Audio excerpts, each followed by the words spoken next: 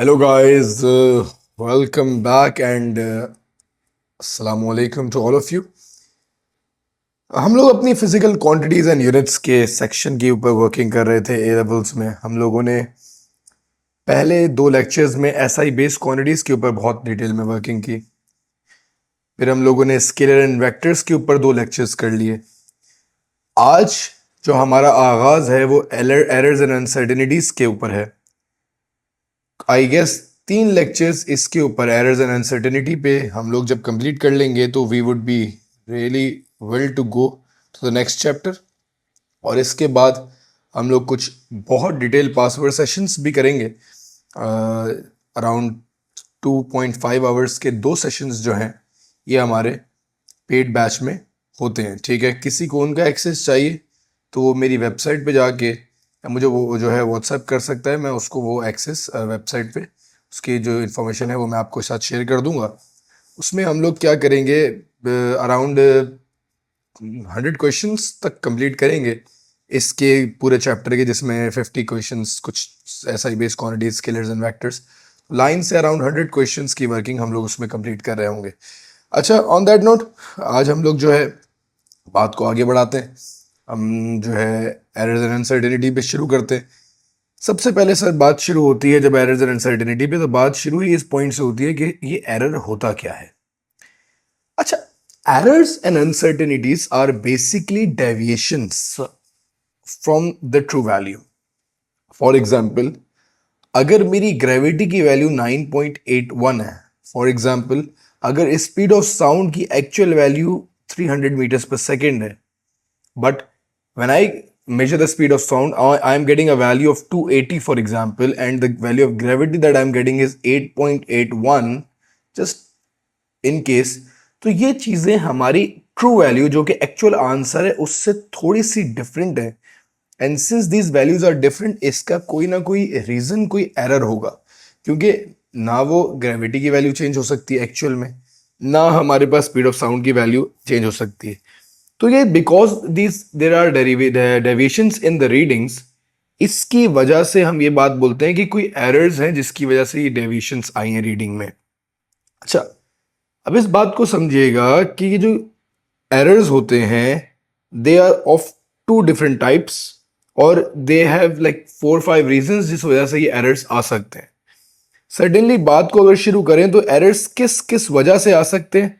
हो सकता है कि जो हमारा ऑब्जर्वर हो, जो बंदा इसको ऑब्जर्व कर रहा हो, जो एक्सपेरिमेंट कर रहा हो, उसकी मेजरमेंट स्किल्स में कोई फ्लॉ हो, लिमिट हो सकता है कि जो इंस्ट्रूमेंट हम यूज कर रहे हैं उसमें कोई प्रॉब्लम हो, खराब हो, कोई एरर उसमें हो सकता है जो मेथड या प्रोसीजर यूज किया जा रहा है वो लिमिटेशन हो उसमें, उसका कोई प्रॉब्लम हो। और रैंडमली वेरिंग फैक्टर्स जो इन्वायरमेंट के होते हैं वो भी इसमें लाई कर सकते हैं। जस्ट इन केस बता रहा हूँ, ऑब्जर्वर मेजरमेंट स्किल्स डिले हो सकता है। स्पीड ऑफ साउंड मेजर कर रहे हैं, उसके रिफ्लेक्सेस स्लो हैं, उसने स्टॉप वॉच को देर से जो है बंद किया, ये उसकी वजह से एक एरर आ गया, टाइम बढ़ गया। सिमिलरली हमारे पास इंस्ट्रूमेंट के अंदर 0 एरर्स वगैरह हो सकते हैं। मेथड किसी चीज़ का क्या था, उसने सडनली दूसरा कोई इंस्ट्रूमेंट यूज़ कर लिया, गलत चीज़ यूज़ कर ली, तो ये भी हमारे पास प्रोसीजर और मेथड के अंदर एरर्स आ सकते हैं। स्पेसिफिक हीट कैपेसिटी का एक्सपेरिमेंट कर रहे हैं और आपने किसी ऐसे इन्वायरमेंट में कर लिया जहाँ पे टेम्परेचर डिफरेंस ज़्यादा है, एनर्जी लॉसेज हो जाए, फिर ऐसी चीज़ आ जाए, तो ये रैंडम अफेक्टिंग चीज़ें, ये चारों चीज़ों की वजह से कोई भी एरर्स आ सकते हैं रीडिंग्स में। अब जब मैं एरर्स की टाइप्स की बात कर रहा था तो सबसे पहला जो एरर हम लोग डिस्कस करते हैं that comes under the heading of systematic error. और ये सिस्टमैटिक एरर वो एरर होता है जो सिस्टम की फॉल्ट की वजह से इंट्रोड्यूस होता है। When I speak the word system, I am referring to कोई भी इंस्ट्रूमेंट या कोई भी चीज, कोई भी एपरेटस जिससे मैं ये एक्सपेरिमेंट कर रहा हूं। इस एरर की वजह से हमारे पास कांस्टेंट डेविएशंस इन रीडिंग आ रही होती हैं। फॉर एग्जाम्पल, अगर मेरे पास एक वेट मशीन है और जब उस पर कोई भी वेट नहीं है, that weight machine shows a weight of 2 kilograms, तो अगर मेरा वेट 20 केजी होगा तो मेरी वेइंग मशीन 22 केजी शो करेगी। अगर एक बंदे का वेट जो है 40 केजी है तो वो 42 शो करेगी। अगर एक चीज का वेट 50 केजी है तो फिर 52 शो करेगी। तो हर रीडिंग में क्योंकि वो 2 kg का एड ऑन करके बता रही है, तो this is a constant deviation in the reading, hence it is classified as a systematic error. Moving on. It will cause all values to either be overstated or understated. This means that कि अगर मेरे पास कोई भी reading है, जैसे अभी मैं example of weight दे रहा था, तो वो सारी वैल्यूज 2 kg ओवरस्टेट का मतलब एक्चुअल ट्रू वैल्यू से ज्यादा बड़ा आंसर दे रही है. सिमिलरली हो सकता है एरर अंडरस्टेट भी किया जाए. आप लोग अपने ओ लेवल्स और IGCSE में माइक्रोमीटर स्क्रू गॉज पढ़ते थे, और उस माइक्रोमीटर स्क्रू गॉज के अंदर 0 एरर पॉजिटिव भी होता था, नेगेटिव भी होता था. तो वो रीडिंग्स को कम भी बता सकता है और ज्यादा भी बता सकता है. तो वो 0 एरर हमेशा उसमें होता था. वो सारी की सारी रीडिंग्स को कम और सारी की सारी रीडिंग्स को ज्यादा बताता है. डिपेंड्स अपॉन कि उस माइक्रोमीटर में कौन सा एरर ऑलरेडी मौजूद है. और last but not the least, इसको रिमूव करने के लिए कभी भी एवरेजिंग नहीं कर सकते. सिस्टमैटिक एरर को रिमूव करने के लिए एवरेजिंग नहीं कर सकते. एवरेज करने से सिस्टमैटिक एरर रिमूव नहीं होता. एवरेज करने से दूसरा एरर रिमूव होता है, जिस पे अभी मैं थोड़ी देर में मूव करूंगा. सिस्टमैटिक एरर्स की कुछ रीजनिंग में यहाँ पे मैंने लिखी हुई भी है, जैसे कि 0 एरर्स, ये माइक्रोमीटर्स में हो सकते हैं. GM tubes, Geiger Miller tube हम लोगों ने पढ़ी थी, उसमें हो सकते हैं. अगेन स्पेसिफिक कैपेसिटी एक्सपेरिमेंट्स में हो सकते हैं, वर्नियर कैलिपर्स में हो सकते हैं. तो ये सब चीज़ें सिस्टमैटिक एरर्स का पार्ट होती हैं. फिर हमारे पास इंस्ट्रूमेंट की कैलिब्रेशन ही गलत हो. फॉर एग्जांपल एक घड़ी है, आप एक जस्ट एन एग्जांपल, एक क्लॉक, वॉल क्लॉक है जो 1 सेकंड बाद चलती है and then it complete its 1 minute. उस क्लॉक के अंदर कोई ऐसा एरर होता है कि जितनी देर में वो 1 मिनट कंप्लीट करती, कोई और घड़ी 1 मिनट 10 सेकंड कंप्लीट कर रही है. तो अब आप बोलोगे यार ये सही है या ये सही है, एक और घड़ी लाए वो भी 1 मिनट 10 सेकंड कंप्लीट कर रही. तो इसका मतलब जो उसकी वो जो सेकंड की जो सुई थी वो रिलेटिवली 10 सेकंड स्लो है. हर 1 मिनट में उसको 10 सेकंड स्लो चल रही है. तो उसके अंदर कैलिब्रेशन का एरर है, वो सही तरीके से डिजाइन नहीं की गई. या फिर जो है कोई भी तेज या स्लो रनिंग स्टॉप वॉच हो सकती है, आप उसको स्विच ऑन करो, 60 सेकंड वो दिखा रही हो बट एक्चुअली में 70 सेकंड्स हो रहे हैं. तो such an errors are also considered to be systematic errors. अच्छा, थर्ड चीज क्या है? Observer persistently carrying a miss timed action. Again very common error कि आप भाई एक एक्सपेरिमेंट था, एक क्वेश्चनिंग थी, एक सवाल था, उसमें ग्रेविटी की वैल्यू लेनी थी, आपने कोई भी वेट निकालने थे या ग्रेविटी की वैल्यू आप ले रहे थे, और एक बच्चा 9.81 ले रहा था ग्रेविटी की value, that is the value of gravity in AS and A levels. और कोई सेकंड बच्चा है वो सारे सवाल 10 से कर दे. तो एक बच्चा 10 मीटर पर सेकंड स्क्वायर से सारे सवाल कर देगा, तो डेफिनेटली उसकी वैल्यूज गलत आएंगी, और वो मल्टीप्लिकेशन का भी एक फैक्टर बिल्कुल सेम रहेगा. तो such an error can also be classified as systematic error, जो कि एक कांस्टेंट डेविएशन इन रीडिंग्स दे रहा हो. अब अगर मैं इसके ग्राफ की बात करूं, ऑल्दो ये इतना स्पेसिफिक नहीं है सिलेबस में, बट इसके पासवर्ड आते हैं, और ये पासवर्ड्स मैंने अपनी बुक में रखे हुए भी इसी वजह से हैं, ताकि आप लोगों को ये कॉन्सेप्ट क्लियर हो जाए कि ये जो हमारे पास ग्राफ होते हैं, अगर किसी एक्चुअल क्वांटिटी का ग्राफ में प्लॉट करता, तो इस ग्राफ की सारी रीडिंग्स इस तरीके से आती हैं और लाइन ऑफ बेस्ट फिट बिल्कुल परफेक्टली बनती. But what if there is a systematic error? तो दो काम हो सकते हैं. या तो ये ग्राफ ओवरस्टेट किया जा सकता है, या तो राइट पे डेविएट हो जाएगा या लेफ्ट पे डेविएट हो जाएगा. तो ये जो ग्राफ है, क्योंकि ये एक्चुअल ग्राफ, सर्टेनली कोई उसके एक्चुअल आंसर्स होंगे ना यार, एक एक्चुअल ग्राफ की सारी वैल्यूज जो होंगी वो कॉन्स्टेंटली डेविएट हो जाएंगी, either to the right hand side और to the left hand side. And this shows कि भाई वो रीडिंग इतनी परफेक्टली मूव हुई, तो उसमें रीडिंग निकालने वाले बंदे की गलती नहीं है, रादर कोई सिस्टमैटिक एरर है, जिसकी वजह से एक्चुअल आंसर से सारी की सारी रीडिंग एक कॉन्स्टेंटली डेविएट हो गई है. तो इस एरर को रिमूव करने के लिए आप इंस्ट्रूमेंट चेंज करेंगे, या फिर अपना जो अगर ग्रेविटी की वैल्यू या परसिस्टेंटली कोई एरर कर रहे हैं तो उसको रिमूव करेंगे, 0 एरर्स रिमूव करेंगे, तो तब आपकी रीडिंग सही हो सकती है. एवरेज करने से इसकी रीडिंग्स पे कोई फर्क नहीं पड़ता, क्योंकि अगर आप एवरेज भी करोगे तो आंसर यही रहेंगे. ठीक है, क्योंकि ये सिस्टमैटिक एरर है, आपके सिस्टम में ही एरर है कि एवरेज करने के बाद भी वो एरर सिस्टम रिमूव कैसे करोगे, ये प्रैक्टिकल बात नहीं होती. तो याद रखिएगा कि अगर हम लोगों के पास एक सिस्टमैटिक एरर है तो वो एवरेजिंग से रिमूव नहीं होता. इसी तरीके से हमारे पास मई जून 2020 के अंदर एक मल्टीपल चॉइस क्वेश्चन आया, पेपर 1-2 का है, सवाल क्या बोलता है, readings are made of the current for different voltages across the fix resistor, the results are plotted on the graph to show the variation of current with voltage. लाजमी सी बात है, this graph should have been something like this, क्योंकि जब current zero होता है तो voltage zero होता है। What is the best description of the error in the readings? For example, if this graph should have been like this, and since you're getting the graph that is a little bit parallel and shifted at the top, तो आप इस बात को clearly बोलोगे कि यार सारी की सारी readings are shifted constantly और ये constant deviation in readings है, तो it is going to be classified as a systematic error. तो such a question can be a part of your past paper. आपको ये बात याद रखनी है। तो एरर्स एंड अनसर्टेनिटी की मैं बैकग्राउंड बेस दे रहा हूँ, इसके सवाल आ रहे होते हैं, एमसीक्यूज नजर आ रहे होते हैं, तो यहाँ पे आगे बढ़ते हैं। अच्छा, एक एग्जांपल मैंने आपको यहाँ पे दी हुई है। अगेन इसी चीज़ को मैंने काफ़ी बार समझाया कि अगर ग्रेविटी की वैल्यू 9.81 है एंड आपने 10 बार निकाली और 10 बार 9.41 आ रही है, इसका मतलब है कि उस सिस्टम एरर है, क्योंकि वो कांस्टेंट डेविएशन पूरे रीडिंग्स में नज़र आती हुई मिल रही है। अब जो सेकेंड एरर हमारे पास है, that comes under the heading of random errors. और रैंडम एरर्स होते हैं वो एरर जो किसी भी फ्लक्चुएशन इन सिस्टम या सराउंडिंग्स की वजह से इंट्रोड्यूस होते हैं। फ्लक्चुएशन मतलब यार ये कभी कभी रीडिंग्स को ओवरस्टेट कर देते हैं, कभी कभी अंडरस्टेट कर देते हैं। इसी वजह से हम लोग लाइन ऑफ बेस्ट फिट बनाया करते हैं। इसी वजह से रैंडम एरर्स को रिमूव करने के लिए हम लोग एवरेजिंग का कॉन्सेप्ट यूज करते हैं। तो random errors basically what they do is they cause a different fluctuation in readings. Sometimes the readings are overstated, sometimes the readings are understated, जिसकी वजह से हमारी रीडिंग स्कैटर हो जाती हैं अराउंड द लाइन जिस पे वो बन रही होती हैं।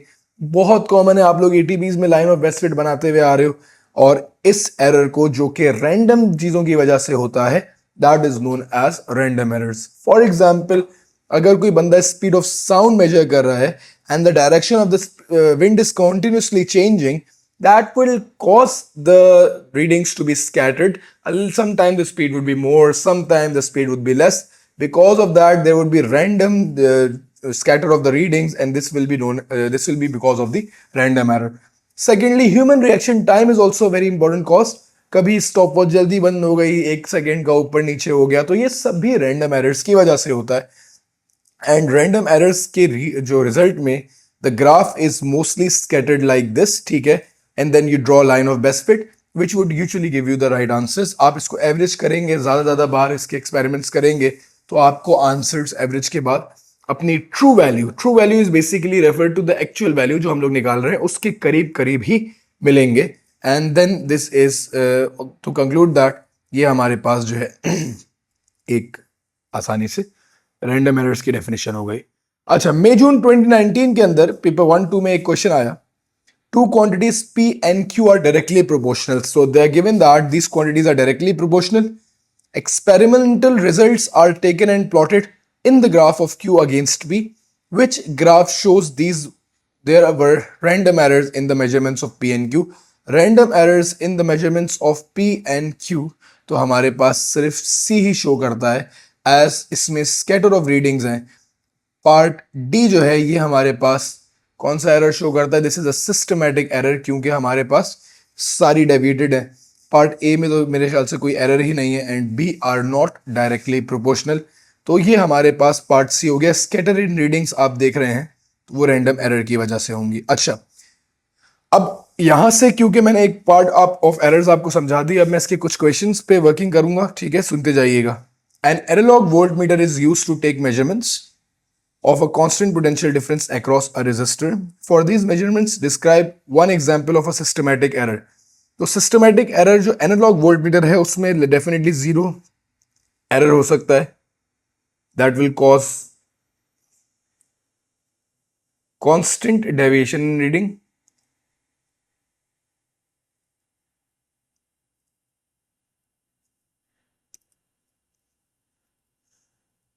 दूसरा हमारे पास रैंडम एरर क्या हो सकता है कि एक बंदा जो है अगर एक वोल्ट मीटर है तो उसको एनालॉग वोल्ट मीटर को डिफरेंट एंगल्स पे देख रहा हो, कभी इधर देख रहा हो, तो this will cause a random error. taking readings at different angles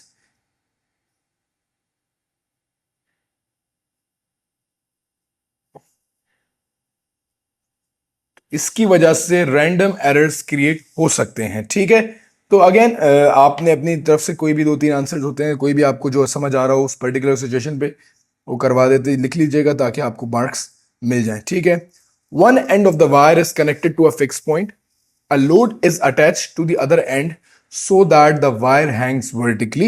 The diameter of the wire and the load F are measured. For the measurement of the diameter of the wire, state the name of the suitable instrument. Since the diameter is given in micrometers, I would be using micrometer screw gauge. So micrometer screw gauge is the perfect apparatus to use for this particular measurement. How random errors may be reduced when using the instrument. Random errors कैसे remove करते हैं? तो आप इसमें लिख दीजिएगा by taking multiple readings at different points on the wire. तो जब भी इस तरीके का सवाल आता है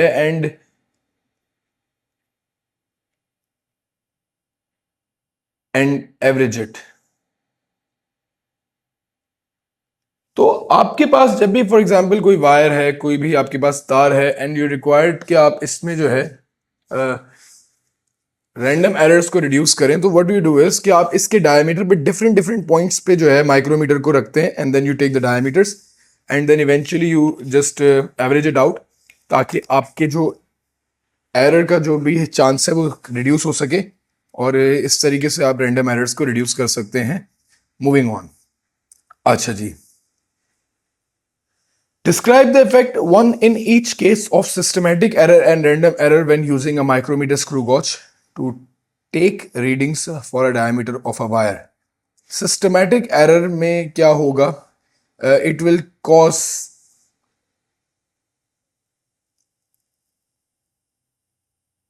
constant deviations in the reading.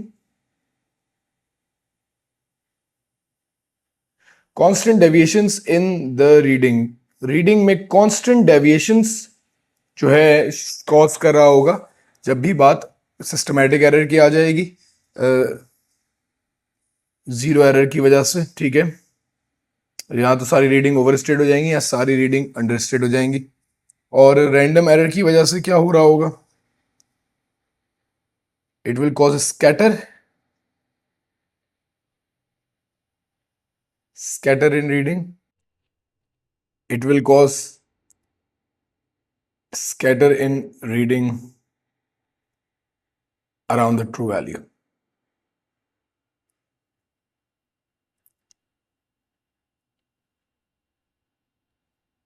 अच्छा जी, अब बात को आगे बढ़ाते हैं।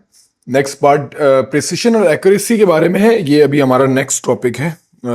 आज की जो लेक्चर है मैं सिर्फ एरर्स के एक्सप्लेनेशन पे लगा के फिर मैं नेक्स्ट में प्रिसिशन एंड एक्यूरेसी कराऊंगा। ठीक है, मैं थोड़ा थोड़ा करके इसको कराऊंगा। आप लोगों के पास रिकॉर्डिंग्स यूजुअली होंगी तो आप नेक्स्ट के बाद लेक्चर्स 3-4 देखिएगा, ये पूरा topic of errors and uncertainty complete हो जाएगा। ठीक है, for each of the following tick one box to indicate whether the experimental technique would reduce random errors, systematic errors, or neither. The first row has been completed as an example. Okay. Keeping your eye in line of scale and the liquid level for a single reading of the thermometer is basically will reduce the systematic error. Yes. In line with the scale, systematic error को reduce करेगा. Averaging many readings of the time taken for the ball to drop. Averaging से random error reduce होता है. Using a linear scale on the ammeter. Ammeter में linear scale use करने से देखिए scale के लीनियर होने से कुछ नहीं होता क्यों? हाँ, मतलब स्केल लीनियर है, अच्छी बात है, ठीक है, वो एक उस एपरेटस अच्छा है, अच्छी क्वालिटी का है, मतलब it will reduce neither the error. ठीक है ना, तो खुद सोचो यार, लीनियर स्केल तो वैसे ही एमीटर के होते हैं ना। अगर एमीटर का लीनियर स्केल है एंड देन मैं रीडिंग इधर उधर से ले रहा हूँ तो मेरी तो उसकी वजह से रैंडम एरर आ जाएगा, और अगर उसमें जीरो एरर है, इंट्रोड्यूस्ड है, तो उसकी वजह से जो है सिस्टमैटिक एरर आ जाएगा। तो लीनियर स्केल होने से एरर के ऊपर कोई खास फर्क नहीं पड़ता, ये उसकी क्वालिटी है कि उस एक एपरेटस का स्केल लीनियर है। Correcting for non zero readings when the micrometer screw gauge is closed. Non zero readings को करेक्ट करने से हमारा सिस्टमेटिक एरर रिड्यूस होता है। जीरो एरर्स जब मैं हटा दूंगा तो सिस्टमेटिक एरर रिमूव हो जाएगा। इनिशियली हमने जो बातें की थी वो आप जरा पढ़ लेंगे तो आपको ये बातें क्लियर हो जाएंगी। These notes you can access on my website. मैंने उधर ये सारे नोट्स डाले हुए। सॉल्व नहीं होते, सॉल्व आप अगर करेंगे तो खुद करेंगे। इनका जो बिल्कुल रॉ वर्जन है, मतलब खाली जगहों वाला, वो मैं डाल दिए। सॉल्व होते हुए आपके पास पूरी पूरी वीडियोस हैं, आप इन्हें देखें, सॉल्व खुद करें। डाउनलोडेबल, आप उसके स्क्रीनशॉट लेके आप उनको प्रिंट कर सकते हैं, ठीक है। The measurement of a particular time interval is repeated many times, ठीक है। The readings are found to vary, the results are shown in figure 1.1, ठीक है। रीडिंग्स वेरी कर रही हैं, रिजल्ट्स आर शोन, ठीक है। The true value of the time interval is 10.1। अच्छा जी, ट्रू वैल्यू 10.1 है। State how the readings on figure 1.1 shows the presence of a systematic error and the presence of a random error। अच्छा, ठीक है बेटा। देखो, अब सवाल आ ही गया है तो मैं इसके ऊपर एक कॉन्सेप्ट दे देता हूं छोटा सा। ये मेरे पास एक ग्राफ के मैंने बनाया है। ये ग्राफ ए है और ये ग्राफ बी है। मान लेते हैं this is the actual true value. ये ट्रू वैल्यूज है, यहां पे आनी चाहिए, ठीक है। तो all the reading should be like this. सारी रीडिंग्स ट्रू वैल्यू पे आनी चाहिए जितने भी एक्सपेरिमेंट्स करता हूं मैं। एक एक्सपेरिमेंट करता हूं, मेरी रीडिंग कुछ इस वजह से इस तरफ आ जाती है और कुछ रीडिंग इस तरीके से आ जाती है। अगर जो मेरी रीडिंग्स के ग्राफ का पीक है वो ट्रू वैल्यू पे बनता है, इस बात का मतलब है कि इसमें कोई सिस्टमैटिक एरर नहीं है। और अगर मेरा पीक लेफ्ट या राइट पे बनता है तो इससे मुझे यह पता चलता है कि इसके अंदर कोई सिस्टमैटिक एरर है। और अगर मेरी जो वैल्यूज ऑफ ग्राफ है, वो जो पीक के अगेंस्ट वैल्यूज हैं, वो पूरी स्कैटर्ड है, उनकी वो लेफ्ट और राइट पे है, पॉजिटिव और नेगेटिव ऑफ द पीक है, तो ये बात शो करती है कि इसमें दोनों में रैंडम एरर्स तो हैं ही हैं, ठीक है। रैंडम एवरेज के एवरेज करने के बाद जो पीक बनती है वो हमारी जो है ट्रू वैल्यू के अगेंस्ट बनी चाहिए। This thickness, basically this variations shows a random error, but since the peak is also not at the value जो ट्रू वैल्यू थी 10.1, अगर ये 10.1 पे पीक होती और ये ग्राफ कुछ ऐसा बन रहा होता तो इस ग्राफ में कोई सिस्टमैटिक एरर नहीं होते। ये हमारे नेक्स्ट लेक्चर में प्रिसिशन एक्यूरेसी में बेहतर तौर पे मैं आपको क्लियर करूंगा कि क्या है, पर अभी फिलहाल सिर्फ क्योंकि सवाल आ गया तो मैंने आपको समझा दिया है। तो सिस्टमैटिक एरर क्यों है? Since peak is not on true value, it has systematic error।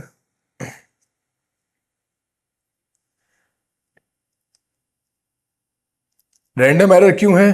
Readings are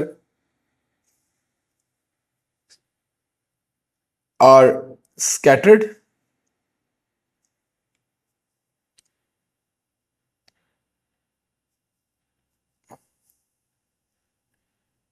readings are scattered on negative and positive of the peak।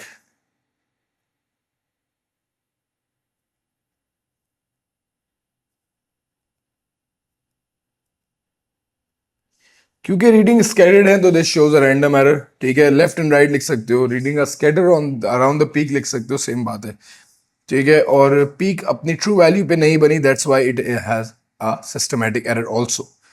अच्छा, अगेन एक्यूरेसी एंड प्रिसिशन का क्वेश्चन है, ठीक है। एंड ये मैं अभी नेक्स्ट टॉपिक पे कराऊंगा। A metal wire has a cross-section area of diameter approximately 0.8 millimeters. State what instrument should be used to measure the diameter of the wire। तो माइक्रोमीटर, स्क्रू गॉज यहाँ पे मेजर किया जाएगा, यूज करेंगे। Next lecture में हम लोग precision and accuracy की वर्किंग करेंगे, इनके कुछ बहुत इंटरेस्टिंग क्वेश्चंस को डिस्कस करेंगे। And maybe the next lecture is of small like short time, and then उसके बाद हम लोग जो है एरर्स की जो अनसर्टिनिटीज की वर्किंग करेंगे। That is going to be a very very important lecture. उसके क्वेश्चंस बहुत ज़्यादा आ रहे होते हैं। ये भी मोस्टली मैंने आपको पास्ट पेपर के क्वेश्चंस कराए हैं related to errors and everything. तो see you guys in the next lecture. अपना बहुत ख्याल रखिएगा। Thank you.